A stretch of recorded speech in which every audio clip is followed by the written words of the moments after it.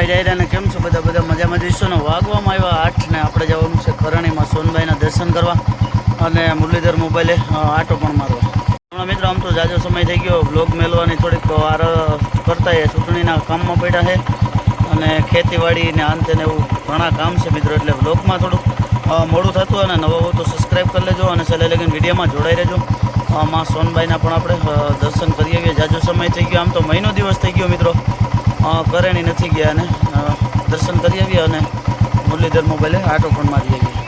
તો મિત્રો માંડોદરાથી નીકળી અને ડાયરેક્ટ આવી ગયા આપણે કેશોદ સોમનાથ હાઈવે 4 લાઈન ઉપર, અગતરાઈ બાયપાસ ઉપર છે મિત્રો. અને આપણે જવાનું દુકાનેથી આપણે વયા જઈએ કરણી. આપણે મેં આગળ પણ કીધું એટલે તડકો ન થાય ને બપોર કેડે પાછું માણાવદર પણ જવાનું છે કદાચ, એટલે બહુ ખોટી છે આવીને આપણે અમે ટાટાપોરના મિત્રો નીકળી જઈએ. માંગલા એક જગ્યાએ ચા પાણી મહેમાનો આવી ગયા હતા ને, ચા પાણી પાયો ને એમાં ખોટી થઈ ગયા છે. 9:30 જેવું થઈ ગયું છે. હું સીધા દુકાને વયા જાય મુરલીધર મોબાઈલે. આપણે કેશોદ મુરલીધર મોબાઈલે પહોંચી ગયા અને રાજુભાઈ પણ આપણી મોરજ આવ્યા. જો હજી સાફ સફાઈ કરે છે બધી અને ભગવાનને ગણે બાપાને દીવા ધૂપ પણ કરી લીધા. એટલે આપણે અમે ઘડીક કોમ્પ્યુટર ઉપર જોઈએ મિત્રો, પછી આપણે મેં આગળ કીધું એમ કરણી નીકળી જાય. કારણ કે અટાણે તડકાનો માહોલ મિત્રો બહુ જોરદાર છે, કારણ કે હજી આગાહી છે આંબાલાલની. આમ તો આંબાલાલ આગાહી દીધી છે, વરસાદ પૂરા થયા તો તડકા ચાલુ છે મિત્રો. આખું વર આમ તો આગાહી દીધી આંબાલાલે વરસાદની પણ, એટલે સમયને સિઝન અનુરૂપ આપણે હાલવું પડે મિત્રો. કારણ કે ચોમાસામાં વરસાદના આપણે એલર્જી હોય. એલર્જી આમ તો ખેડૂત માણસ ના હોય, પણ છતાં અમુક લોકોને એમ થાય કે વરસાદ વધારે વર્યો હતો કે વધારે વર્યો, એટલે એ રીતે તડકાનું પણ એ રીતે હોય મિત્રો અને છાયાનું પણ એ રીતે હોય. એટલે ચક્ર છે એ ફરતું જ હોય મિત્રો.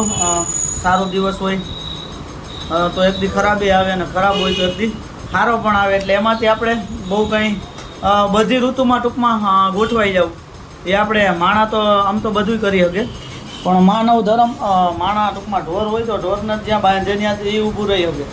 એટલે માણા તો ઘણું કરી શકે અને માણા આમ તો ત્યારે એ કરી શકે મિત્રો.